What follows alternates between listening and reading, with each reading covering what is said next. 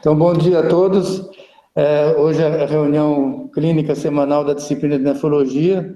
É uma honra contar com a doutora Raquel Belo Stuck. Ela é professora associada da disciplina de infectologia da Unicamp, onde ela fez toda a sua formação, mestrado, residência e doutorado. Ela coordena o grupo de estudos em hepatites virais da Unicamp, é infectologista do grupo de transplante hepático da Unicamp.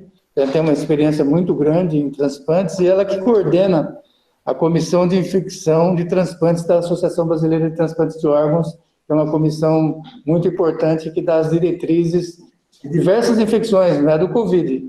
O Covid é só dessa pandemia de agora, mas os transplantadores, os transplantados, talvez a principal complicação que nós precisamos prestar mais atenção é a infecção, e nós dependemos bastante dos infectologistas e do trabalho que a Raquel faz.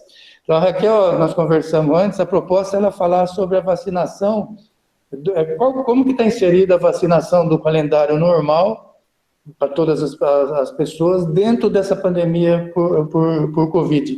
E até se nossos pacientes estão sendo protegidos, se eles estão tomando a vacina conforme o calendário. Nós estamos vendo uma série de reportagens que mostram que menos da metade das pessoas elegíveis para tomar a vacina da influenza deixaram de tomar, e o governo acabou, até para utilizar as vacinas disponíveis, disponibilizando a vacina para a população geral. Essa é uma questão que nós estamos acompanhando na mídia. Muito obrigado, Raquel, e a apresentação é sua. Muito obrigado mesmo pela sua cordial presença aqui. Bom, então, agradecer, parabenizar a Medina pela iniciativa. É um prazer estar aqui conversando com vocês, e o foco é a gente tentar falar mais até das vacinas, outras do calendário, do que em relação às vacinas de Covid em si, nos nossos pacientes. Como eu sei que a plateia é bem diversa, e nós temos pessoas muito jovens, né, que não conheceram muitas doenças que não existem mais graças à vacina. Então, eu gostaria de só ressaltar neste início a importância da vacinação. É graças à vacinação que, sem dúvida nenhuma, acho que é o segundo maior ganho da população mundial, no sentido de nos garantir não só uma sobrevida melhor de toda a população, aumentar a expectativa de vida, mas também aumentar a sobrevida das pessoas, né, com qualidade. Nós sabemos que as vacinas foram responsáveis, né, por erradicação da varíola, né, no planeta. As vacinas, né, também, né, elas tentam, né, erradicar o sarampo. O Brasil perdeu o seu certificado de erradicação do sarampo há 2, 3 anos atrás, por não ter, por baixas coberturas vacinais e ter tido a reintrodução do sarampo. A rubéola congênita, né, nós já conseguimos erradicar do país graças à vacinação. A paralisia infantil, né, para os mais novos, né, que é uma doença muito grave, né, também quase que erradicada do planeta, né, graças à vacinação, e outras doenças, como a doença meningocócica, né, que dá sequelas graves, né, nas pessoas que sobrevivem, e a doença pneumocócica invasiva, que leva também, né, pessoas mais suscetíveis a esta doença, né, para a unidade de terapia intensiva e com uma grande mortalidade, são doenças que são preveníveis por vacina. Isso nos faz supor que, se a vacina, né, ela consegue, né, ter todo este ganho, nós devemos sempre vacinar muito bem. E, infelizmente, apesar de nós termos, né, do Brasil ser o país reconhecido, né, e que tem o melhor oferta de vacinas, né, na rede pública, a nossa adesão à vacinação ela é muito ruim.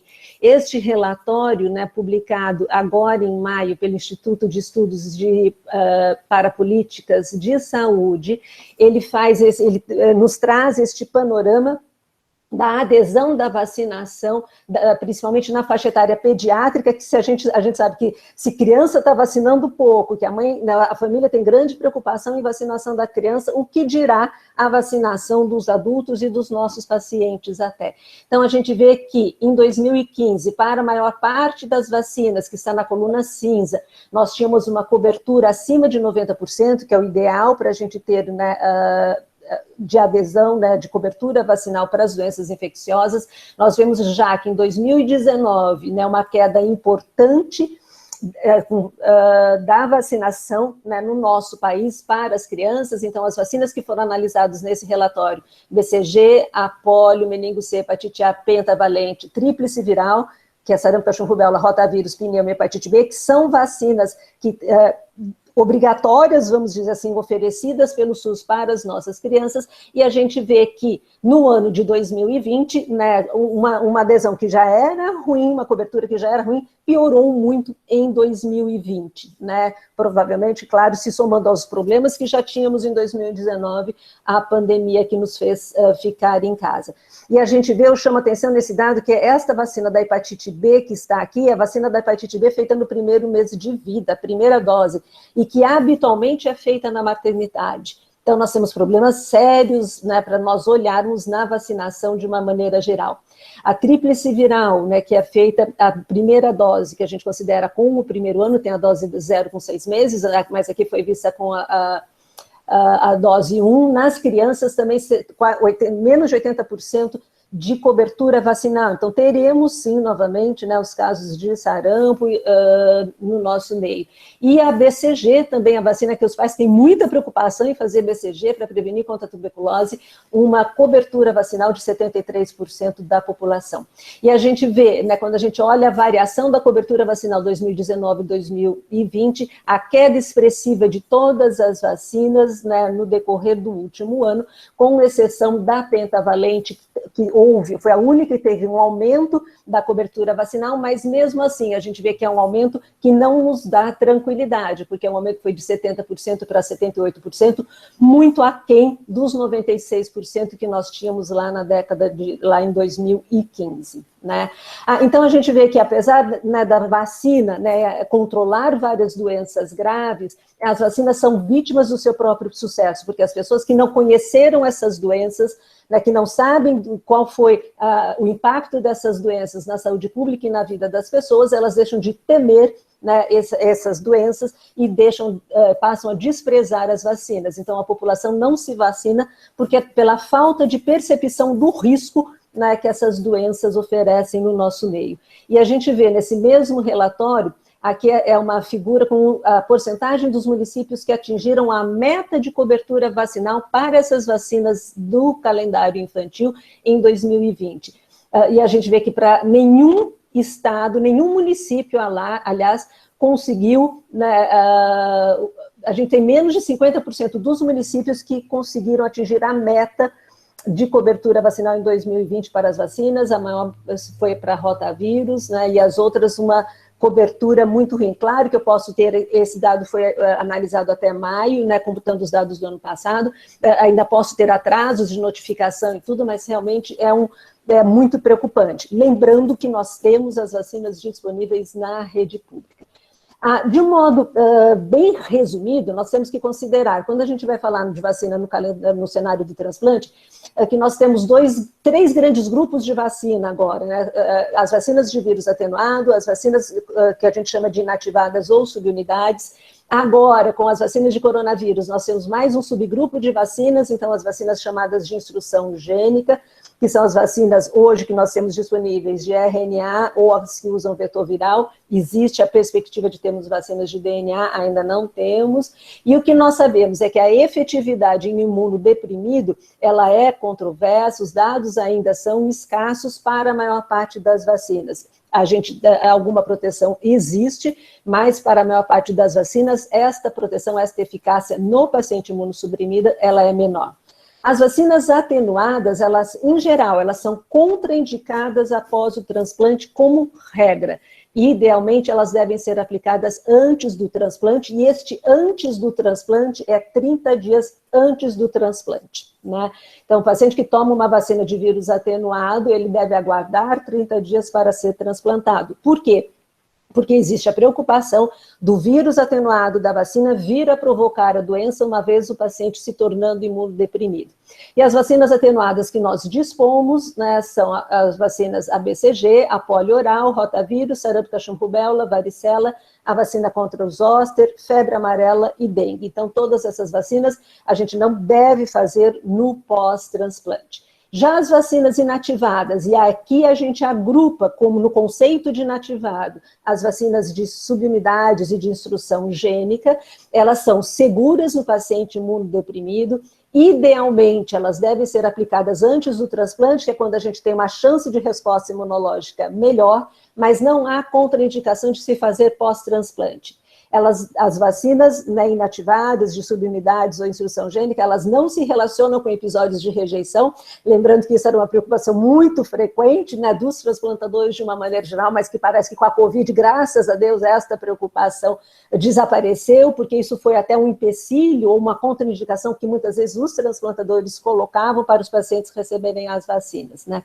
E as vacinas inativadas que nós temos disponíveis, a dupla adulto, que é tétano de difteria, tríplice do adulto, tétano de difteria e coqueluche, que é pertussis acelular, polio injetável, hemófilos, influenza tipo B, a influenza da gripe, as vacinas meningocócicas e pneumocócicas, as vacinas contra hepatite A e B, HPV, raiva. E as vacinas todas disponíveis contra a Covid são consideradas neste grupo de vacinas inativadas que podem ser feitas a qualquer momento.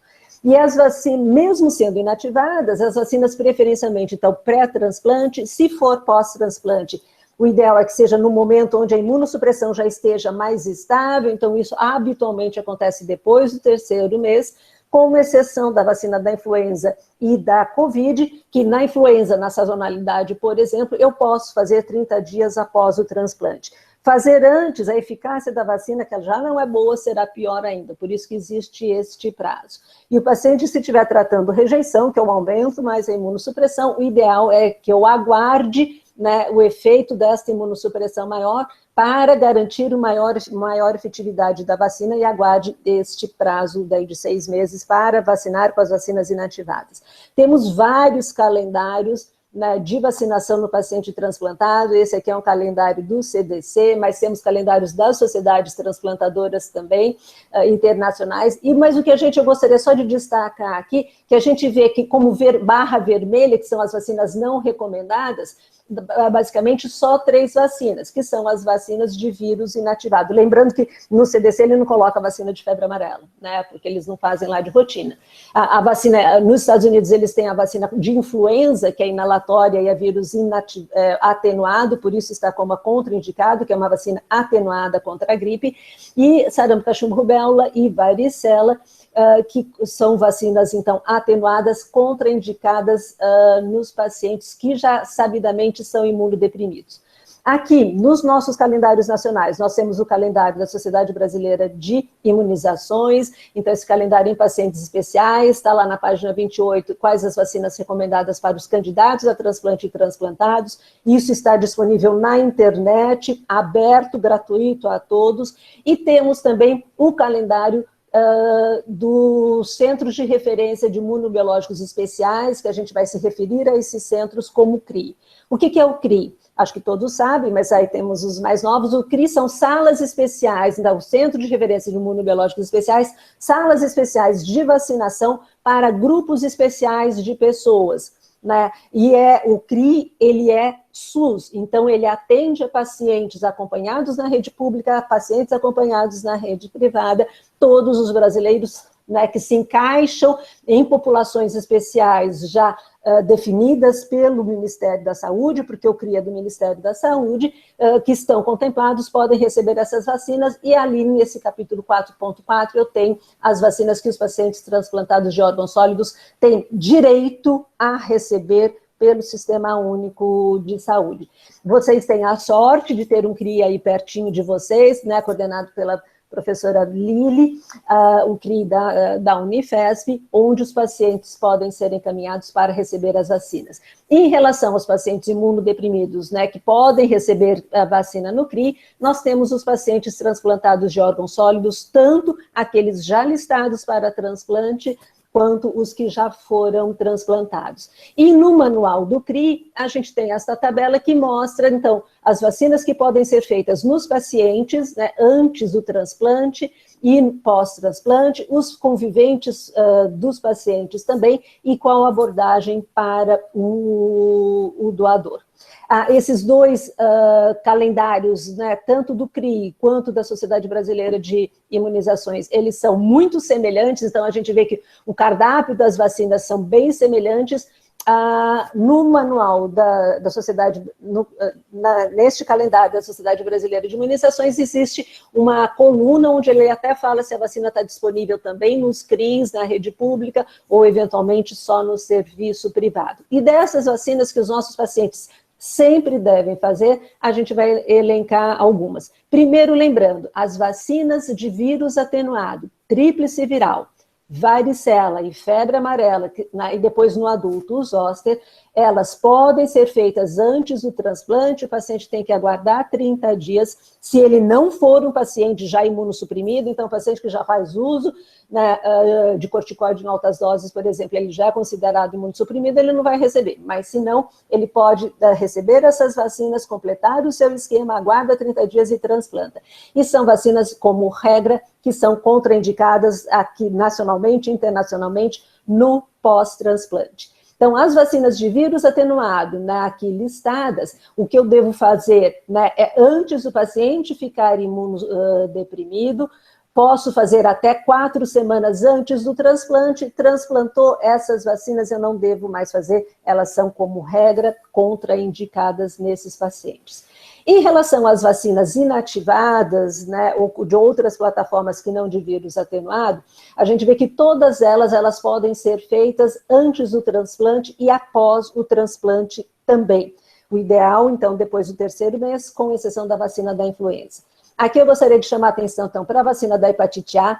Nós já temos vários inquéritos epidemiológicos que mostram que as pessoas que moram em regiões metropolitanas, 30% a 40% delas não tiveram hepatite A na infância, né, dos adultos, e essas pessoas que não tiveram hepatite A, a gente sabe que hepatite A no adulto, mesmo imunocompetente, tem maior risco de hepatite fulminante com indicação de transplante de fígado, e as pessoas que são suscetíveis, então, ao vírus da hepatite A, devem ser encaminhadas para vacinação. Só lembrando que, para vacinar via CRI, que é uma vacina disponível no CRI, eu preciso encaminhar uma sorologia que mostra que o paciente é suscetível à hepatite A, então que tem IgG negativa. É uma sorologia que o serviço público, que o SUS faz também, então não tem dificuldade.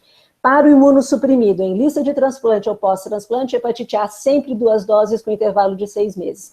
Raquel, eu tenho que completar o esquema, ele fez hepatite A agora, mas ele foi chamado para transplantar 3 semanas depois. Não tem problema nenhum. Hepatite A é uma das vacinas mais imunogênicas, ele pode completar a vacinação no pós-transplante.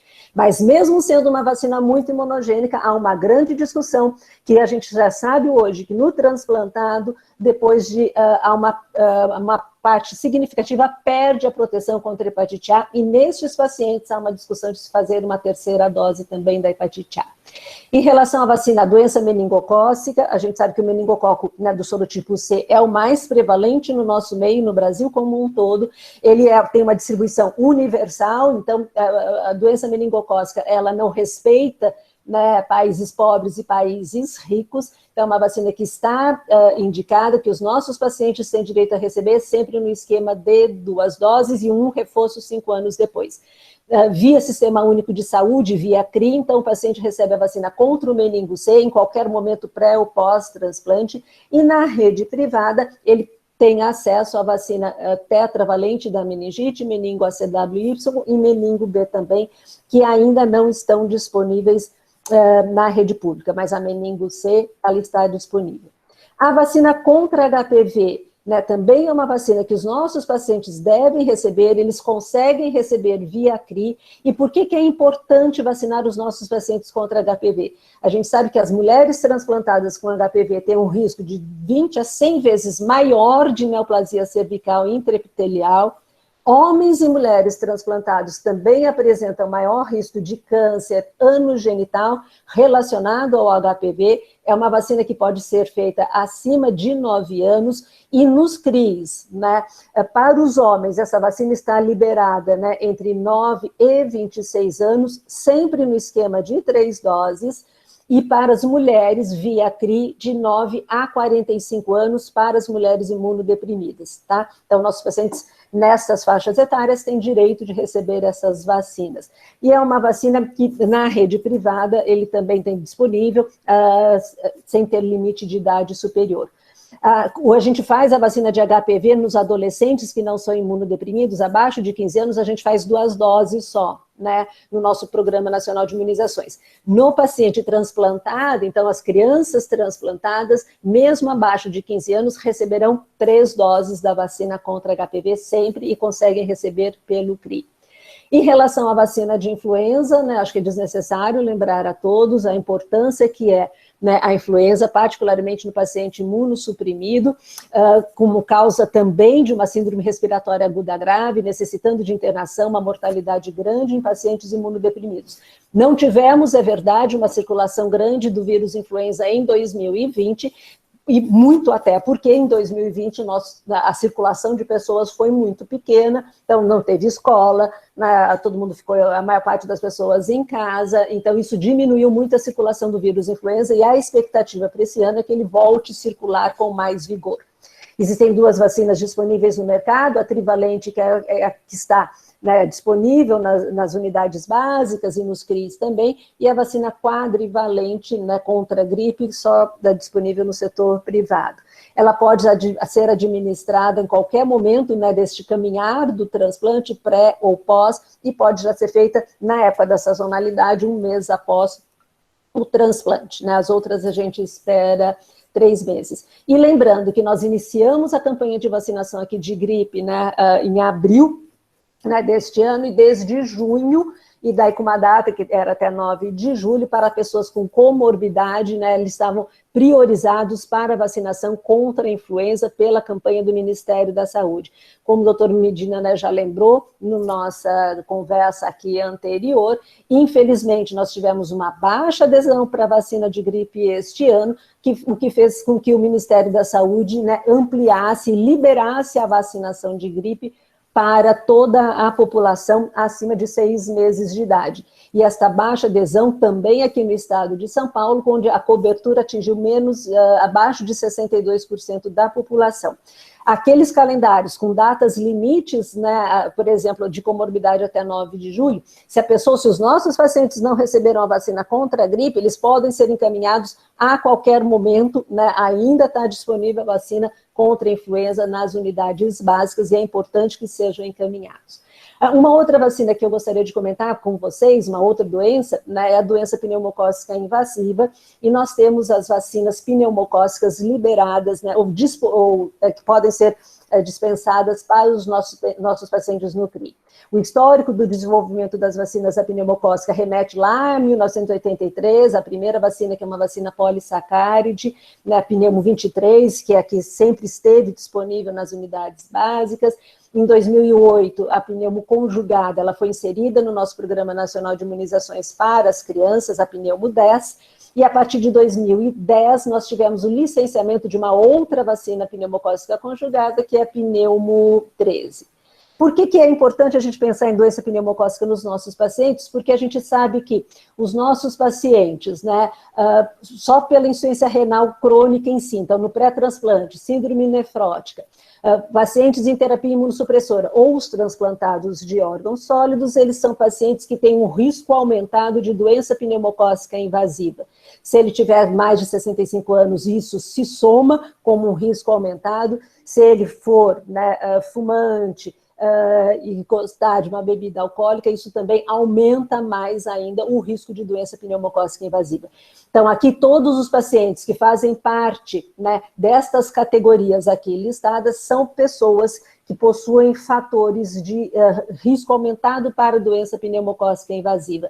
E no paciente transplantado, nós sabemos que ele tem um risco de doença pneumocócica invasiva até 41 vezes maior do que na população saudável. Portanto, é extremamente importante que a gente vacine os nossos pacientes contra o pneumococo.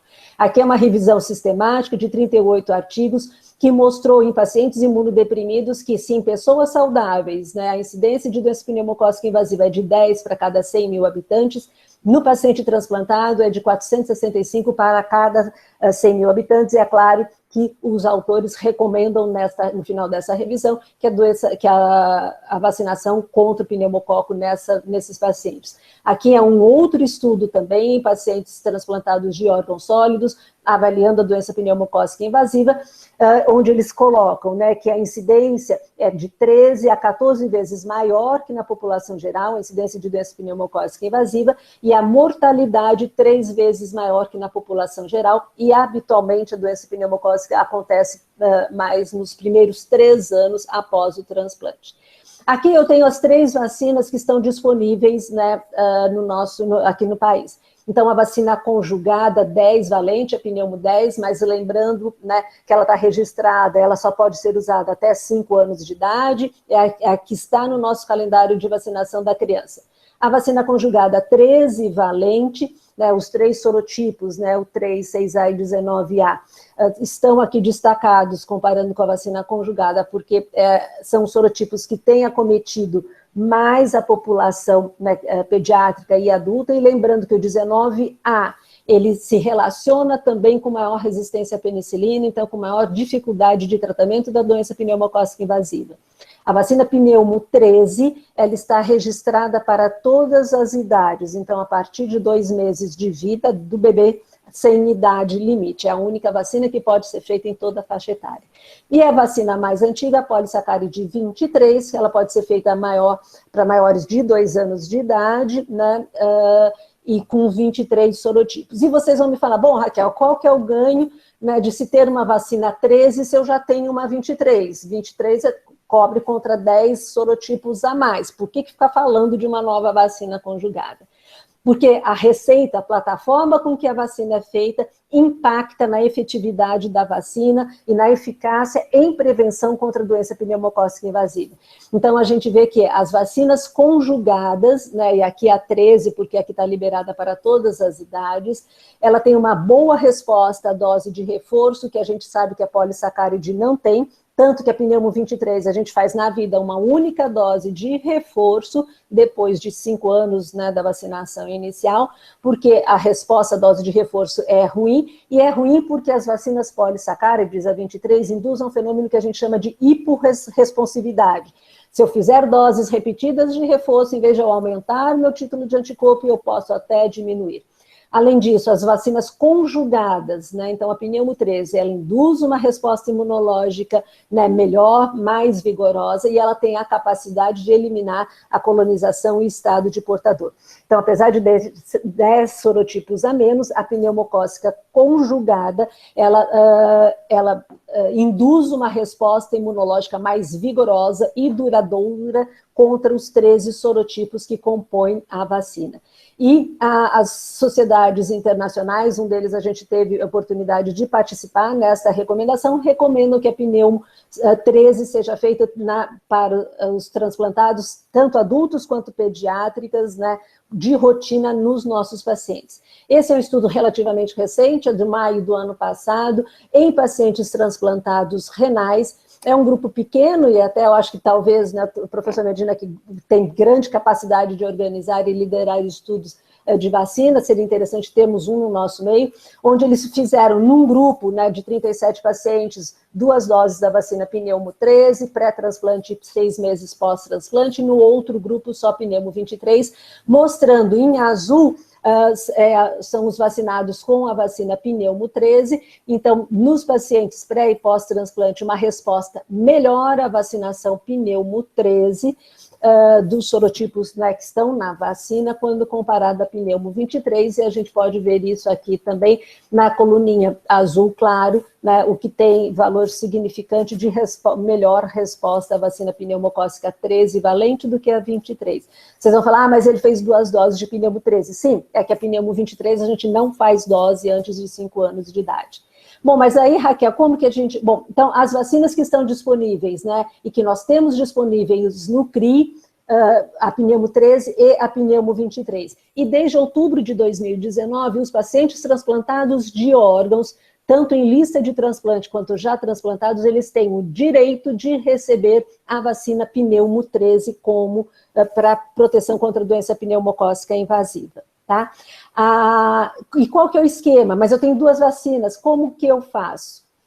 Desculpa, aqui houve uma extensão do uso da vacina pneumocócica 13 valente, então a gente tem transplantado em lista de transplante, todo mundo pode receber. E esses pacientes, então os pacientes renais crônicos em hemodiálise, com síndrome nefrótica, e aqueles que eventualmente tenham também cardiopatia crônica, hepatopatia, os diabéticos, doenças de depósito, imunodeficiência por imunodepressão terapêutica, até 30 de agosto, eles também conseguem receber a vacina Pneumo 13 por uma extensão temporária do uso dessas vacinas via CRI. Pode ser que esse prazo seja estendido? Pode, mas por enquanto é até 30 de agosto. E como que eu faço para vacinar meu paciente? O paciente que nunca recebeu vacina pneumocócica, ele deve receber primeiro a Pneumo 13, 2 meses depois a Pneumo 23 e 5 anos depois da dose da Pneumo 23, uma segunda e última dose de Pneumo 23, e o meu paciente está com a sua proteção completa contra a doença pneumocócica invasiva. Mas muitos dos nossos pacientes já receberam a Pneumo 23. Os que já receberam a Pneumo 23, eu devo aguardar 1 ano, faço a Pneumo 13. Por que aguardar 1 ano? Porque prazos inferiores entre Pneumo, para quem fez Pneumo 23 primeiro e depois vai fazer a 13, interferem na resposta imunológica das 2 vacinas. Ele fez a 23, 1 ano depois faz a 13, e depois, no intervalo de 2 meses, eu posso fazer, né, a 23 de novo, contanto que entre as 2 Pneumos 23 eu tenha 5 anos de diferença entre elas. Bom, Raquel, essas as vacinas que eu queria abordar, e rapidamente agora alguma coisinha sobre a vacinação contra a Covid, que não está no calendário do CRI, é verdade, mas está na página da Sociedade Brasileira de Imunizações, tem comentários a respeito das vacinas contra a Covid. Aqui, as 4 vacinas que estão aprovadas e que fazem parte hoje do calendário de vacinação do Ministério da Saúde contra a Covid no Brasil. Cada uma delas vocês podem ver, quer dizer, nós temos 3 plataformas diferentes, a vírus inativado, vetor viral, que é a Oxford e a Johnson, e RNA mensageiro, que é da Pfizer.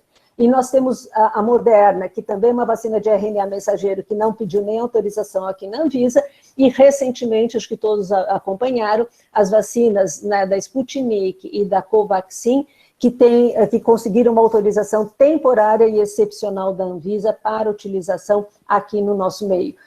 E essa autorização temporária excepcional, basicamente, dessas 2 vacinas, funciona como se fosse uma fase 3 aqui no Brasil, usando essas 2 vacinas. O que nós temos, né, em relação aos transplantados já vacinados contra a Covid, então, é uma resposta, né, humoral para as vacinas de RNA mensageiro bem ruim. Então, aqui em 170 quase pacientes transplantados de rim, uma resposta humoral adequada só em 37% dos pacientes, enquanto que os controles 100% tiveram resposta, né? Entre os não respondedores, um óbito 9 semanas após a vacinação por Covid e uma internação por Covid, então Covid grave após 12 semanas. E as variáveis associadas à resposta humoral nula nos pacientes transplantados foram a idade mais avançada, alta dose de corticoide, manutenção de imunossupressão tripla e o regime que inclui micofenolato. E o grande alerta que os autores têm feito para os nossos pacientes transplantados, vacinados, é que, apesar de vacinados, a maior parte dos receptores, ele mantém de risco para a Covid e os pacientes precisam ser alertados para isso. E o fato dele da gente manter o paciente, né, de risco por não resposta, reforça até a indicação de vacinação dos seus contatos próximos, né? Este aqui é um outro estudo também em transplantado renal, que apenas 22% dos pacientes mostraram anticorpos contra o novo coronavírus após a segunda dose, enquanto todos os outros que foram profissionais de saúde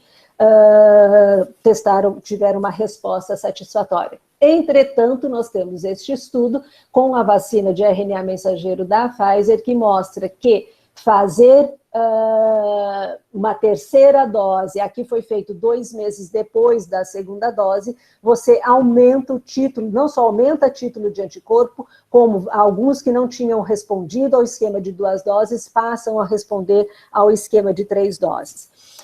Respondedores aqui neste estudo de 3 doses, 67 pacientes transplantados, de vários órgãos, e 32 não respondedores. Os não respondedores eram mais velhos, tinham uma menor contagem de linfócitos totais, uma menor contagem de linfócitos CD4 e CD19, uma menor taxa de filtração glomerular, e o uso de belatacept também esteve relacionado à não resposta, né? Então, eles também enfatizam que a alta proporção de pacientes que continuam ainda suscetíveis à Covid, mesmo vacinados, e que reforçar as medidas de barreira e vacinação dos contatos seria importante. Aqui é o estudo liderado aqui pelo Dr. Medina, né, com os pacientes transplantados de rim, 4.000 pacientes que receberam a vacina Coronavac. Esse estudo está em andamento, com uma resposta após a segunda dose, né, de soro conversão de 43%. Esses slides são do Dr. Medina, né, dos pacientes que receberam a primeira dose, 98%, 3.300 receberam a segunda, 113 tiveram Covid, 65 após a primeira dose, com 21 óbitos, e 48 após a segunda dose, mas esses números ainda estão sendo trabalhados. O Dr. Medina já nos disse, né, minutos atrás, de que eles estão fazendo uma terceira dose nesta população, e nós estamos esperando ansiosos os dados, os primeiros dados nacionais, né, e com a Coronavac nos pacientes transplantados, para que alguma abordagem, talvez uma proposição possa ser feita.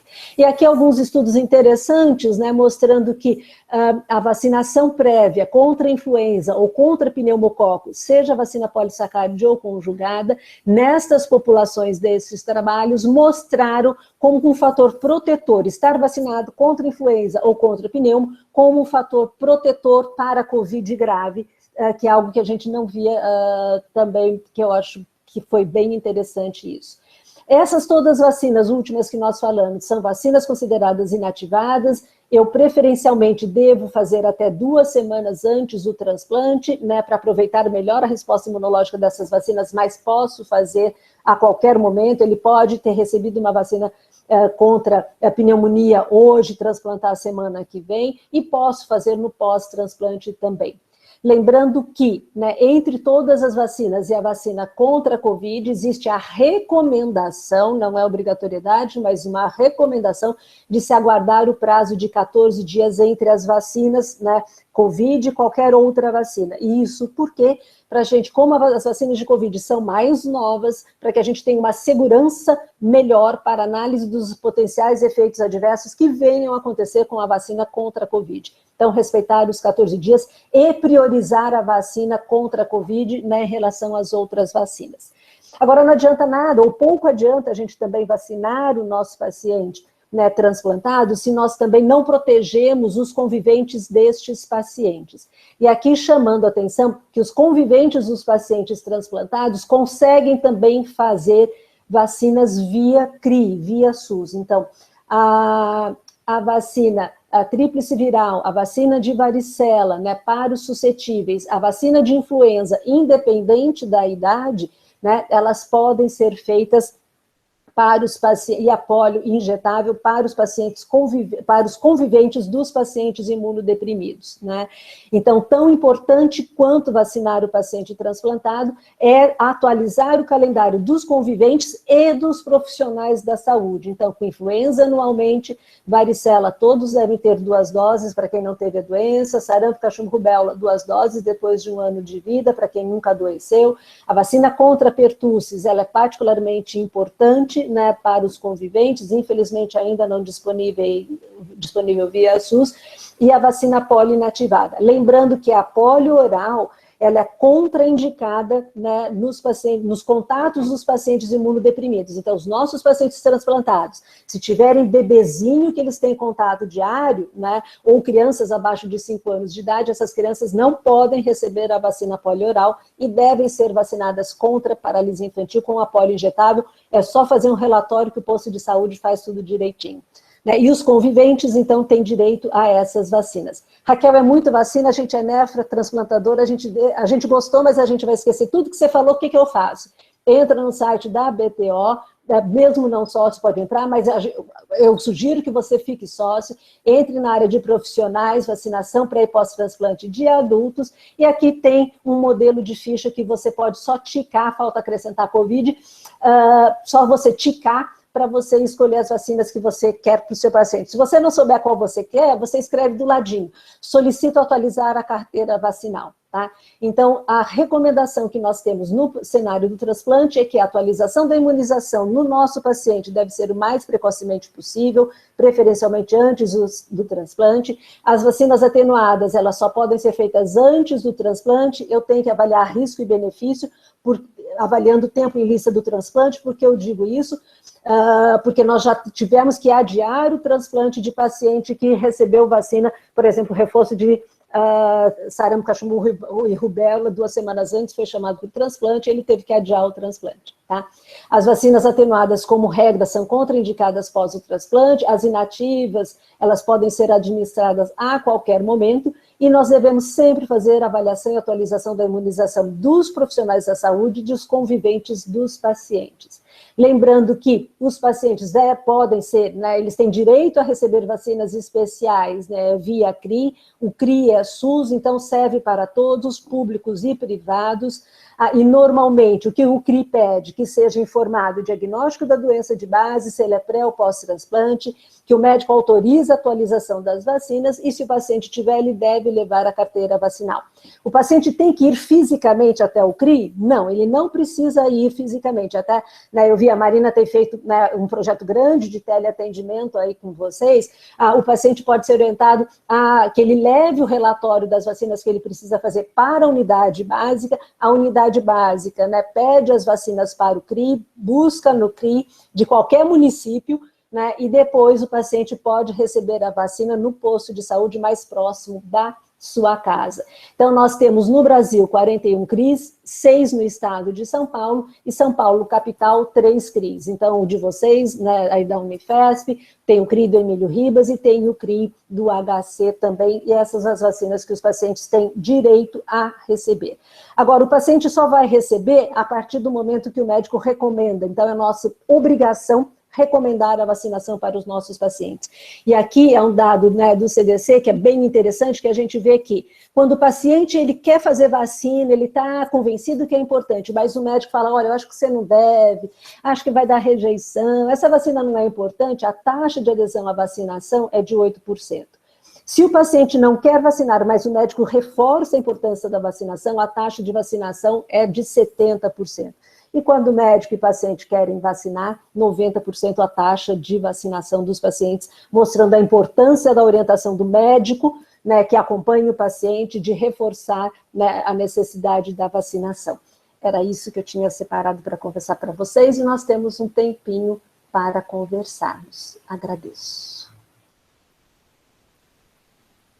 Antes de passar a palavra para a Raquel, por último, eu queria anunciar o assunto da próxima reunião, que é na próxima terça-feira. A doutora Maria Lúcia Ferraz, que é professora da disciplina de gastroclínica aqui da Escola Paulista de Medicina, da Unifesp, ela vai falar sobre um programa que é nacional de eliminação da hepatite C nas unidades de diálise. Então, nós vamos fugir um pouquinho do Covid na semana que vem, mas sem, como eu digo, o assunto principal do transplantado, fora a imunossupressão, que é mais ou menos padronizada, são as infecções que vão mudando de um ano para o outro, e até a que predomina no ano é diferente do que predomina no outro. E essa eliminação da hepatite C nas unidades de diálise também está bastante relacionada à evolução do paciente transplantado posteriormente. Então, essa vai ser a reunião da próxima semana. Queria passar a última palavra para a Raquel, Obrigado, Raquel. Obrigado mesmo por toda a sua gentileza e por todo o trabalho que você tem feito na Associação Brasileira de Transplante de Órgãos e a contribuição que você dá para a sociedade, para os transplantadores, para os pacientes transplantados. Muito obrigado. A palavra é sua. Bom, só lembrando, né, que é bem oportuna, né, que a Maria Lúcia venha falar de hepatite C, porque nós estamos no mês, né, de eliminação do vírus da hepatite C. Julho é considerado um mês, né, dedicado a isso, Julho Amarelo. Bom, eu agradeço a oportunidade, agradeço o convite, Medina, é um prazer estar aqui, eu acho que foi muito enriquecedor, a gente também, né, volta, né, acho que cada um que apresenta, a gente sempre acrescenta muito e com a participação de todos vocês. Então, agradeço a oportunidade, foi um prazer e parabenizo pela iniciativa dessas reuniões. Obrigado.